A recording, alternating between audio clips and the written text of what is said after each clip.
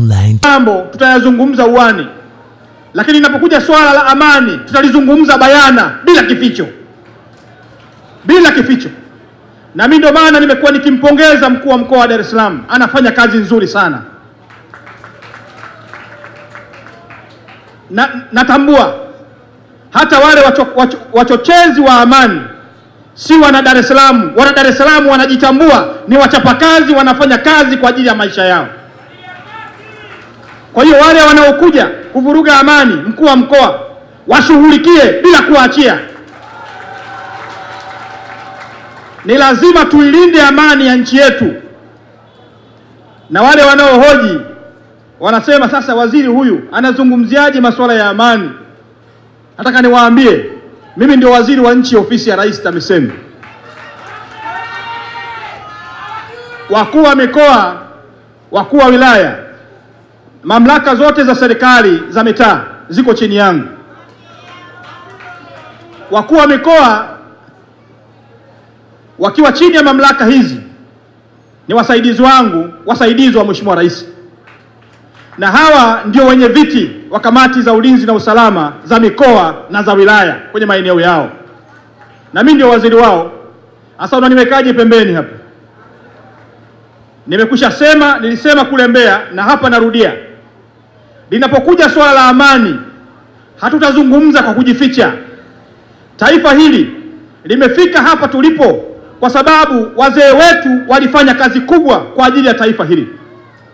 Na sisi vijana wa karne hii tunawaambia Watanzania, tutailinda amani ya nchi hii kwa nguvu zetu zote, kwa nguvu zetu zote. Na ndio sababu leo hii wazee wametulia. Inapotokea machafuko ya aina yoyote hapa, machafuko hayo hayataangalia huyu ni mzee, hayataangalia huyu ni mama, hayataangalia huyu ni mtoto, hayataangalia huyu ni kiongozi wa dini, hayataangalia kijana. Kwa hiyo ni wajibu wetu wa Tanzania kuilinda amani hii kwa nguvu zetu zote. Nadhani nimeeleweka vizuri. Kwa hiyo mkuu wa mkoa, endelea kuchapa kazi. Na sisi tunaamini wale wanaokuja kuleta vurugu Dar es Salaam si wana Dar es Salaam, wanatoka mikoani na wengine wanatoka nje ya nchi. Si wana Dar es Salaam. Watu wa Dar es Salaam wanajitambua, wanafanya kazi na wanaingiza kipato. Na ndio sababu leo tumesimama hapa.